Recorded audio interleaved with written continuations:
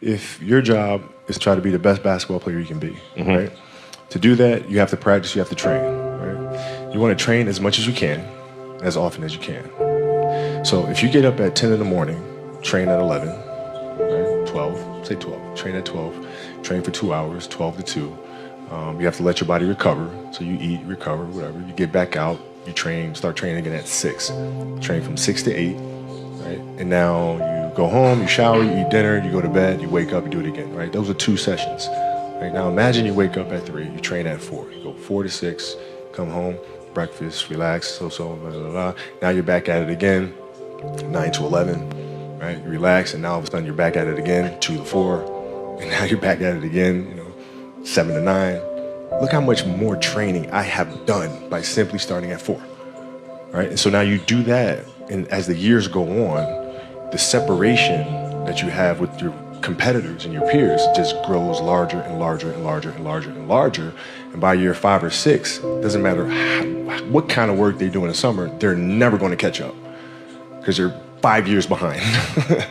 Right? So it makes sense to get up and start your day early because you can get more work in.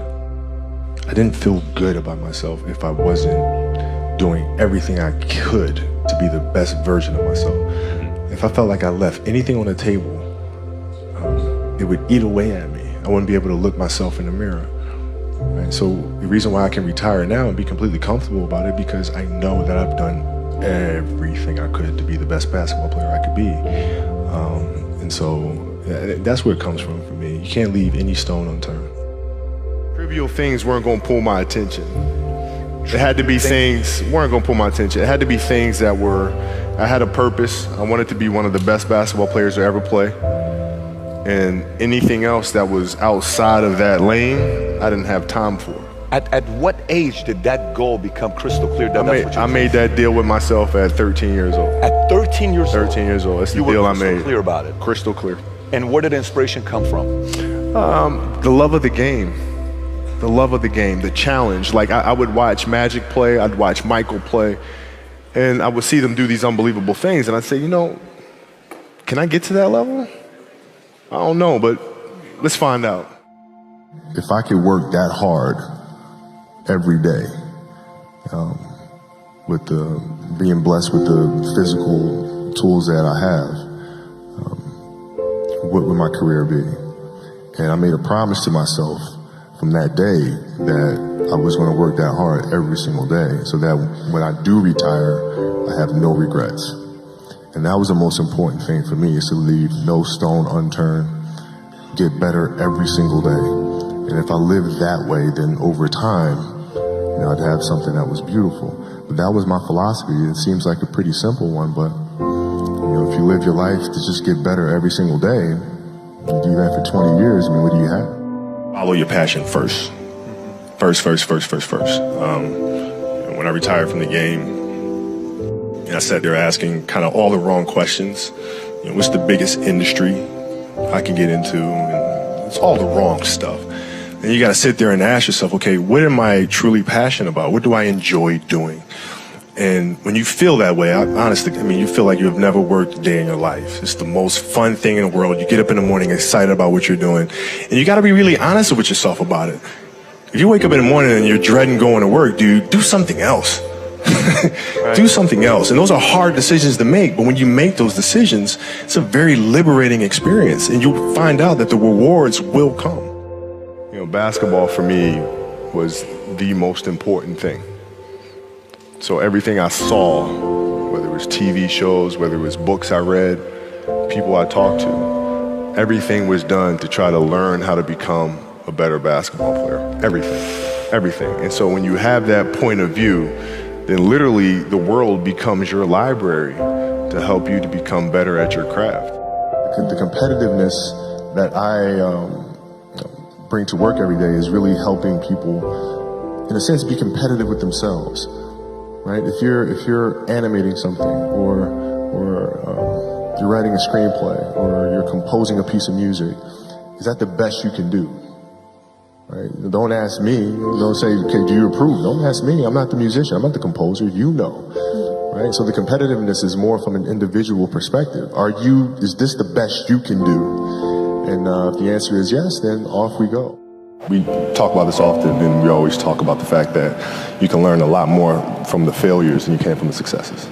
And you have to figure out where those landmines are, and then how to best avoid those, or help entrepreneurs, and ourselves included, figure out the clues of where those landmines are.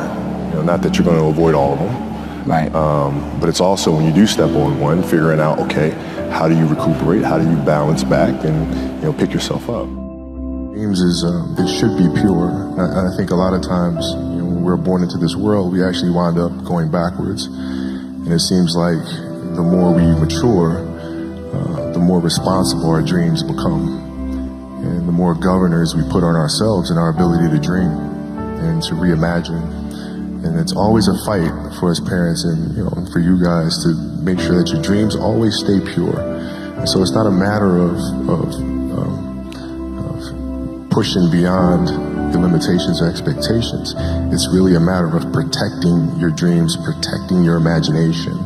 That's really the key. And when you do that, then the world just seems limitless. Passion came from the love for the game. I loved everything about it, like the smell of the ball. You love the smell of the ball? Yes, the ball. The smell of like brand new sneakers, and like the sound the ball makes when it hits the ground. Yeah, the ball going through the net, like all those things I love. And so the passion comes from that, because once you have that love, you just want to be a part of this thing all the time. I think the best way to prove your value is to work, is to learn, is to absorb, to be a sponge. But you always want to outwork your potential. As hard as you believe you can work harder than that. If your practices aren't more competitive than the games themselves, you're doing the wrong thing. Mm-hmm. And most of these teams and coaches have gotten into a mindset of resting players. Mm-hmm. Oh, it's too much. We're not going to practice light day. Phil never gave us a light day. Mm-hmm. There's no days off. You show up and you work. Yeah. You practice. Yeah. And practices are going to be worse. They're going to be more physical. There's going to be more trash talking, and I'm going to let you know, right? Yeah. If you didn't show up today, I'm going to let you know. Yeah. And it's going to be embarrassing, and you're going to hate it. But when Game 7 rolls around, the NBA Finals, you will be prepared.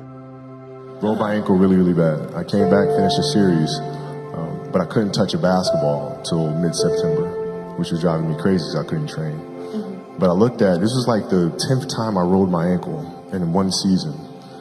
So I'm looking at that and I'm saying, okay, I got to address that. And so being that I couldn't get on the basketball court, what I did was I took tap dancing lessons. Okay. No kidding. I took tap. And tap was like the best training for me in the world because it strengthened my feet. It changed my rhythm and my approach to the game. I was able to change speeds when I came back the following season. I think dancers put way more strain on their body than athletes do. And I think there's a lot that can be learned from that. My daughter took ballet for several years, and I would sit there in the class, right? And I didn't know what I was getting into because I don't know anything about ballet, right? But I'm sitting there in the class, and I'm watching her get the first position, the second position. I'm learning the structure and the rules that go along with that. Mm-hmm. And as athletes, there's a lot to be learned from that.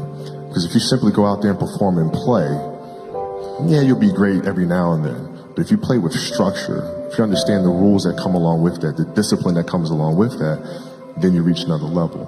But you guys have my respect. If other people don't see that, they're idiots. At 13 years old, I had a kill list. And so, they used to do these rankings. It was Street and Smith basketball rankings. And I was nowhere to be found because I was like 6'4", scrawny, like 160 pounds soaking wet. So I was like 57 on the list. And so I will look at 56, 55, all the way up to number 1, who these players are, what club teams they played for. So when we go on an AAU travel circuit, I got to hunt them down, right? And so that became my mission in high school, is to check off every other person, all those 56 other names, hunt them down and knock them down. The game is just a part of me. So it never leaves. Even now that I'm retired, everything that I've learned from the game of basketball, I've carried it over into life. Mm-hmm. Like basketball's helped me be a better person, a better friend, a better father. Well, because there's life lessons that are within the game, mm-hmm. like communication, like unselfishness, like attention to detail, and empathy and compassion. Like, all those things are in the game. And as an athlete, if we are aware of those things, it helps us become better human beings.